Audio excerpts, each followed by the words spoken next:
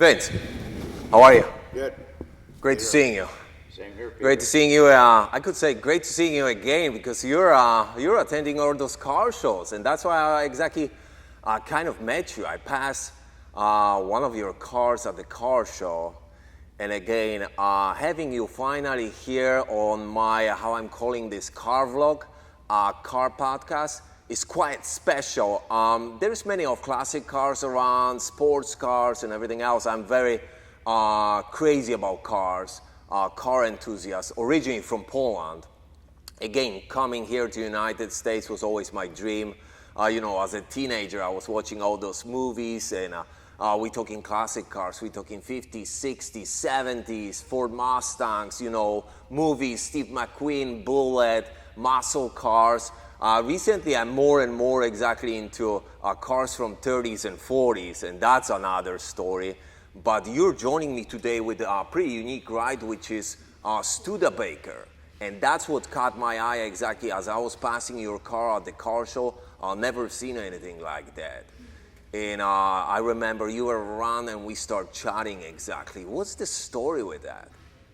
Well, first of all, probably won't see another Studabaker like this. They have another model that's pretty popular. But this is a Lark. This was their economy car. These probably came with a 4-cylinder, And back in the days. Yeah. Which year is it exactly? 1960. 1960, yeah. Studabaker Lark. Right. I first seen the car. I've only had the car, I don't know, 3 or 4 years. I think that long. A friend of mine, I met him through my brother, and he was from Minnesota, Minneapolis. And my brother built him a house down here. He was moving down here. He worked for UPS. He was retiring. And after they built the house, I went there for a dinner party, and he had a garage that was everybody's dream, that like cars, because he built it to have more than just a 2-car garage. He has some nice collection there too. Yeah, well, not too many. He didn't have too many cars, but where he had that was, he had a lift in his. Yes. And there, he had, the air was piped all around the water, just like a repair shop. Beautiful. Anyway, this car was sitting there, and I walked in. I was like, "Oh my God, that car's gorgeous." And he bought it out of somebody from Louisiana. Went down there, and drove it home, and then he had his complications with his wife, and he ended up moving back to Minnesota. So I didn't see the car anymore. Then one morning, my brother called me. He says, "Hey," he says, he's gonna sell a Studabaker. Are you interested?" I says, "Yes." I just hang up. I'm gonna call him right now. Yes. What opportunity? So I called him and I says, "What's the deal?" He says, I got to get rid of it right now. He says, and I got another car. He's the type of guy that doesn't stay with cars too long. 3 or 4 years, and he wants to get something else, And so it was the middle of winter, and I made a deal with him right there on the phone.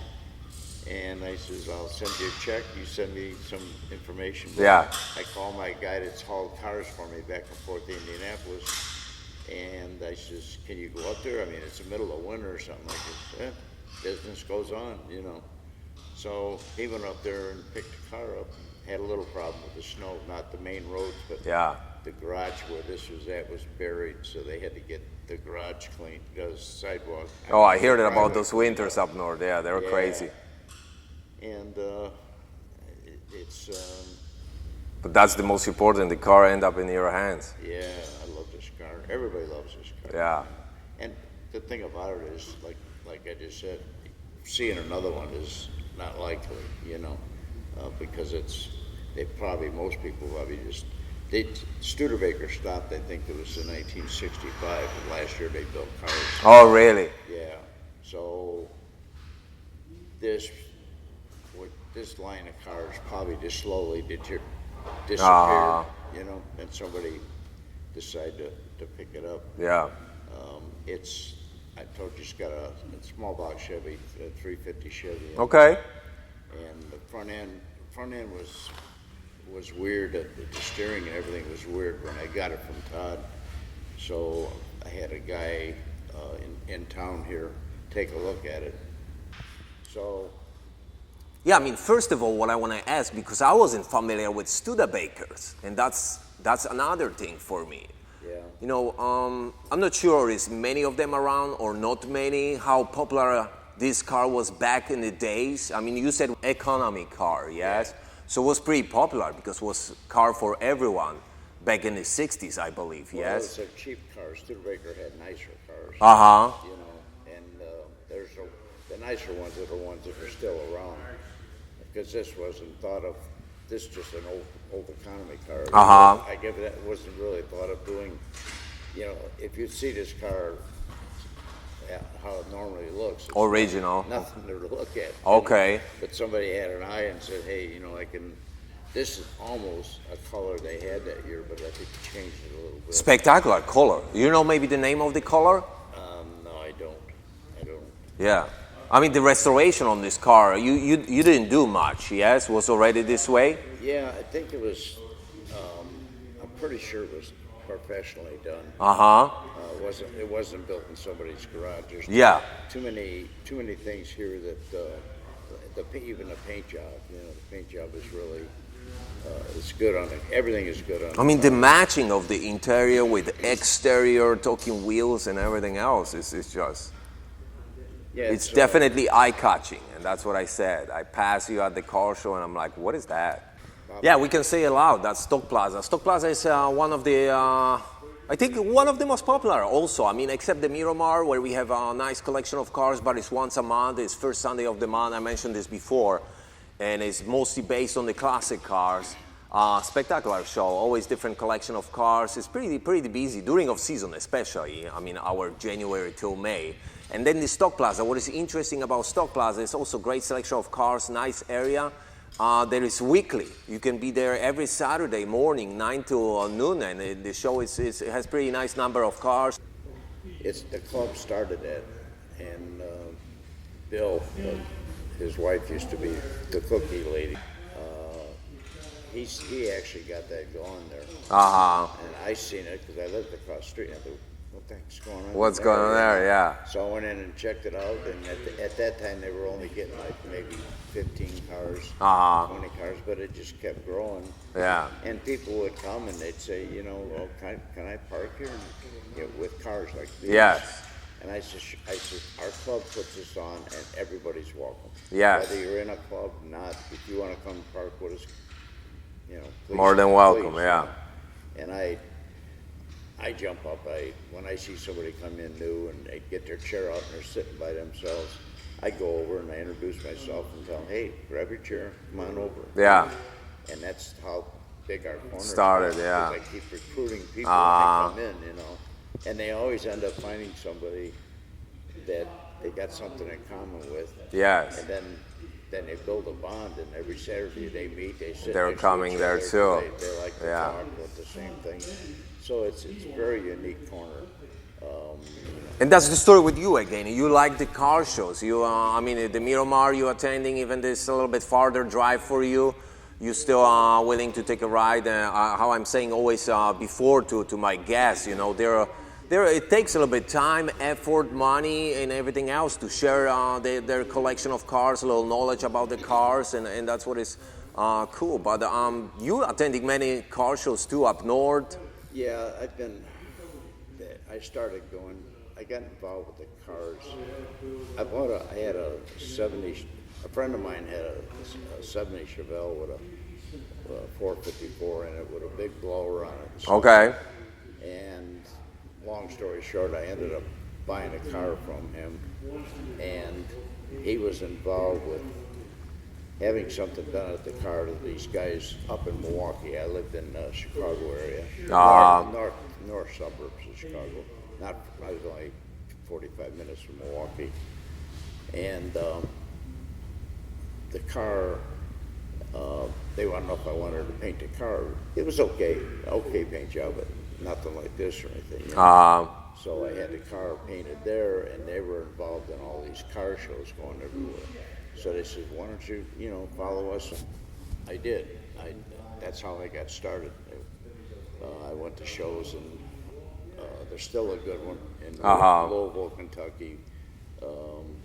Never been. I've never been. Maybe this time will be opportunity for me. I heard it a few times. It's called Nationals. Yes, Louisville, Kentucky. I think August. You know where you should go? Yes. And I'm thinking about going this year. Is Cruising the Coast. Cruising the Coast. Yes, that's another one. That's going to be the biggest show you could go to. Really? Yeah, I think that would be a good show for you. And that's beginning of October, I believe. Something like Mississippi, that, Louisiana. I got a little bit. Yeah, Mississippi's part of it. Yes. They cruise up, and that's what you do during the day. You just cruise up and down, and the different towns have something going on, a car show. Maybe they have somebody singing there. Swap meets. It's something, and it's a week-long thing. I don't want to go for Really? Entire week? Nice. I don't want to go for the whole week, but I figure I'd probably go up maybe midweek, like Wednesday or something like that. You see, you're touching the swap meets, and I like this idea too. As I'm spending more time in this country and going once a while to some unique car shows. I'm getting invited, or someone like you takes me for a ride there. I see the swap meets, and that's kind of nice too. You can pick up a few parts here and there, and 1-2 years after that, you can build some classic, or just put something together. Swap meets are a big part of it. I've been doing it. I started in 1990. That's when I got involved with the guys and I had the Chevelle then. And I got involved with them, and that's how I started going to Louisville, Ohio. We went to Columbus, Ohio, and there was more shows back then. A lot of time has taken away a lot of the shows. Hey Vince, that was a really pleasure. Nice chat. I really appreciate you finding a little time and share with me the story behind this very unique Studabaker Lark. Yeah, how I said, I will take this definitely as an invitation, your cruising the coast idea, and I will see you at the car shows around here. Thanks so much once again. Same here. Thank you.